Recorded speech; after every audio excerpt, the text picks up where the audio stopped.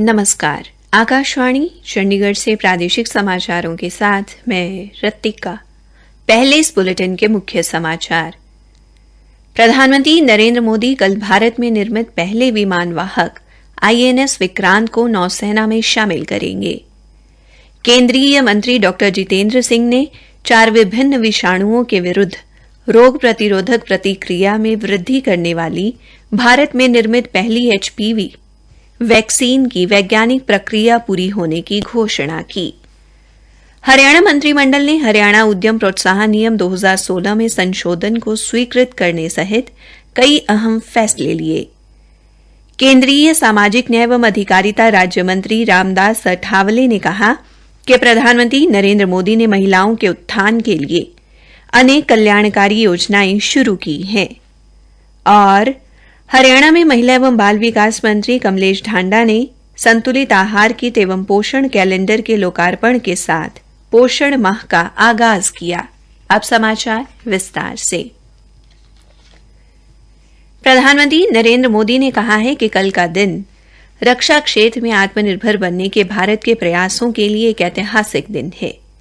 उन्होंने कहा कि कल कोची में भारत में निर्मित पहला विमान वाहक आईएनएस विक्रांत नौसेना में शामिल किया जाएगा और नौसेना के नए ध्वज निशान का अनावरण भी किया जाएगा। आईएनएस विक्रांत अत्याधुनिक सुविधाओं से लैस है और भारतीय नौसेना के इतिहास में अब तक निर्मित सबसे बड़ा युद्धपोत है।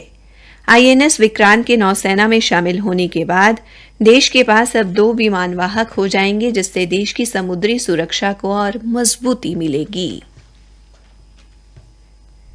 केंद्रीय मंत्री डॉक्टर जितेंद्र सिंह ने 4 विभिन्न विषाणुओं के विरुद्ध रोग प्रतिरोधक प्रतिक्रिया बढ़ाने वाली भारत में निर्मित पहली एचपीवी वैक्सीन की वैज्ञानिक प्रक्रिया पूरी होने की घोषणा की है। इस अवसर पर आज नई दिल्ली में डॉक्टर जितेंद्र सिंह ने कहा कि ये कैंसर को खत्म करने वाली सस्ती और किफायती वैक्सीन है। उन्होंने स्वास्थ्य देखभाल के महत्व पर जोर देते हुए कहा कि लोगों के लिए ये वैक्सीन सस्ती दरों पर उपलब्ध होगी। केंद्रीय मंत्री ने कहा कि वैक्सीन से संबंधित अनुसंधान एवं विकास गतिविधियां पूरी हो चुकी हैं और अब अगले चरण में ये जनता को उपलब्ध कराई जाएगी। डॉक्टर जितेंद्र सिंह ने आशा व्यक्त की कि ये वैक्सीन प्रधानमंत्री नरेंद्र मोदी के आत्मनिर्भर भारत के आह्वान पर खरी उतरेगी। इस अवसर पर अपने संबोधन में सीरम इंस्टीट्यूट ऑफ इंडिया के मुख्य कार्यकारी अधिकारी अदार पूनावाला ने कहा कि वे अब महिलाओं के स्वास्थ्य पर ध्यान केंद्रित कर रहे हैं। उन्होंने कहा कि महिलाओं को सशक्त करने के लिए स्वस्थ रहना होगा। श्री पूनावाला ने कहा कि भारत को आत्मनिर्भर बनाने के लिए सरकारी व निजी क्षेत्र के लिए मिलकर काम करना महत्वपूर्ण है। हरियाणा के मुख्यमंत्री मनोहर लाल की अध्यक्षता में आज चंडीगढ़ में हुई मंत्रिमंडल की बैठक में हरियाणा उद्यम प्रोत्साहन नियम 2016 में संशोधन को स्वीकृति प्रदान की गई। सरकारी प्रवक्ता ने बताया कि आबकारी एवं कराधान विभाग के प्रशासनिक सचिव को अधिकार प्राप्त कार्यकारी समिति के सदस्य के रूप में शामिल करने के लिए हरियाणा उद्यम संवर्धन नियम 2016 में संशोधन की जरूरत थी। मंत्रिमंडल ने हरियाणा राज्य औद्योगिक एवं बुनियादी ढांचा विकास निगम लिमिटेड को पूर्व भूमि मालिकों को बढ़े हुए मुआवजे का भुगतान करने व हरियाणा राज्य में औद्योगिक संपदाओं में बुनियादी सुविधाओं का विकास करने तथा भूमि अधिग्रहण हेतु 500 करोड़ रुपए के नकद ऋण या कार्यशील पूंजी प्राप्त करने की स्वीकृति दी है। मंत्रिमंडल ने हरियाणा लोक सेवा आयोग कार्यों की सीमा विनियम 1973 में संशोधन के लिए भी घटनोत्तर स्वीकृति प्रदान की है।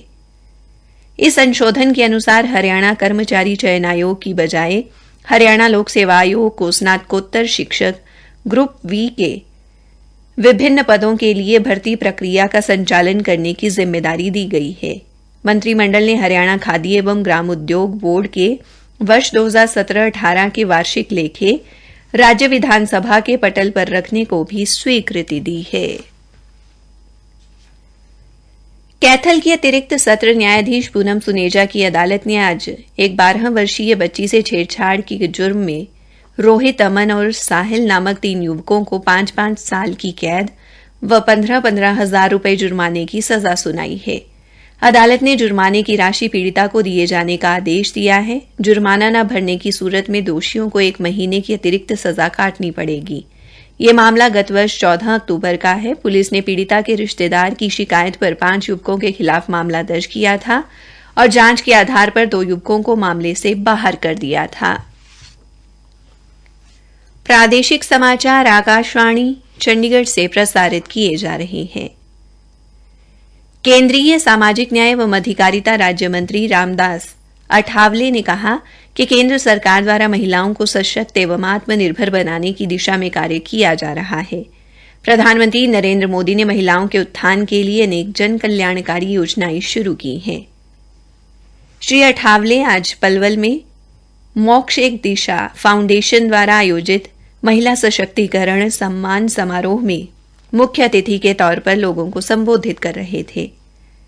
इस अवसर पर होडल विधायक जगदीश नायर, मोक्ष एक दिशा फाउंडेशन के अध्यक्ष संदीप चौहान भी उपस्थित रहे।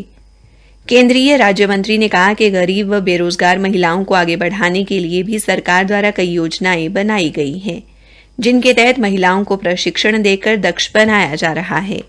किसी भी क्षेत्र में प्रशिक्षण लेकर महिलाएं स्वरोजगार स्थापित कर सकती हैं। उन्होंने कहा कि सरकार की योजनाओं का लाभ उठाने के लिए महिलाओं को विभाग के पोर्टल पर जाकर ऑनलाइन पंजीकरण करवाना चाहिए। श्री अठावले ने कहा कि महिलाओं को अपने ऊपर कोई भी अत्याचार सहन नहीं करना चाहिए, बल्कि उसके खिलाफ आवाज उठानी चाहिए। केंद्रीय राज्य मंत्री ने मोक्ष एक दिशा फाउंडेशन द्वारा महिला सशक्तिकरण की दिशा में किए जा रहे कार्यों की प्रशंसा करते हुए कहा कि सरकार द्वारा फाउंडेशन को इस दिशा में आगे बढ़ने के लिए हर संभव मदद की जाएगी। हरियाणा के महिला एवं बाल विकास विभाग ने पौष्टिकता को दिनचर्या में शामिल करते हुए कुपोषण के खात्मे के संकल्प के साथ आज पोषण माह का आगाज किया। पोषण माह की शुरुआत महिला एवं बाल विकास मंत्री कमलेश ढांडा ने पोषण माह के लिए संतुलित आहार किट व पोषण कैलेंडर के लोकार्पण के साथ की। इस अवसर पर सिविल सचिवालय में उनके कार्यालय में विभाग आयुक्त व सचिव अमनीत पी कुमार, निदेशक हेमा शर्मा एवं अन्य अधिकारी भी उपस्थित रहे।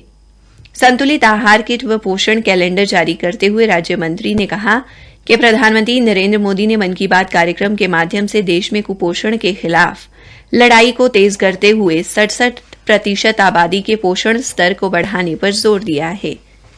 उन्होंने कहा कि 5वें पोषण माह के तहत सितंबर में निरंतर महिला व स्वास्थ्य, पोषण भी, पढ़ाई भी और जल संरक्षण एवं प्रबंधन के लक्ष्य पर आमजन को अपने साथ जोड़ा जाएगा। उन्होंने विभिन्न विभागों के तालमेल के साथ महिला एवं स्वास्थ्य, पोषण भी, पढ़ाई भी और जल संरक्षण एवं प्रबंधन के लक्ष्य के अनुसार विशेष कार्य योजना के अनुरूप अधिक से अधिक जनभागीदारी करवाने पर जोर दिया।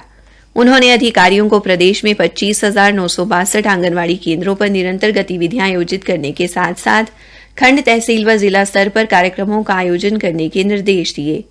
श्रीमती ढांडा ने प्रदेश में अलग अलग स्थानों पर होने वाले आयोजनों में मंत्री, सांसद, विधायक, बोर्ड निगमों के अध्यक्ष, निकाय संस्थाओं के चेयरमैन, मेयर और पार्षद ही नहीं, प्रशासनिक अधिकारियों की भी भागीदारी होगी, ताकि इस मुहिम को जन आंदोलन का रूप देते हुए हरियाणा को कुपोषण मुक्त बनाया जा सके। राज्य मंत्री ने बताया कि पोषण माह के दौरान हर आंगनवाड़ी केंद्र के दायरे में 5-5 घरों में पोषण वाटिका स्थापित करने का लक्ष्य रखा गया है। पानीपत, अंबाला और फरीदाबाद से राष्ट्रीय पोषण माह की शुरुआत पर जागरूकता अभियान चलाए जाने के समाचार मिले हैं। पानीपत की उप मुख्य चिकित्सा अधिकारी डॉ शशि गर्ग ने बताया कि आज विभिन्न जागरूकता शिविर आयोजित करके महिलाओं को नवजात बच्चों व उनके अपने पोषण संबंधी जागरूक किया गया। फरीदाबाद में जिला उपायुक्त विक्रम सिंह ने सरकारी वरिष्ठ माध्यमिक विद्यालय सारण में पोषण माह का शुभारंभ करते हुए इस अभियान के प्राथमिक उद्देश्य के महत्व बारे बताया। वहीं अंबाला में जिला कार्यक्रम अधिकारी मनीषा ने कहा कि कुपोषण के खात्मे के लिए पूरा माह सिलसिलेवार कार्यक्रमों का आयोजन किया जाएगा। अंत में मुख्य समाचार एक बार फिर।